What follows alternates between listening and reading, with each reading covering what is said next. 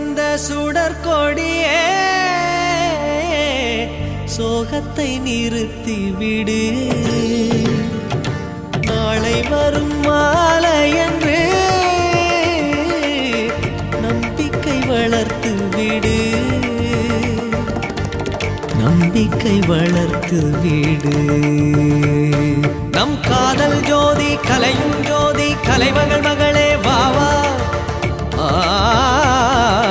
காதல் ஜோதி கலையும் ஜோதி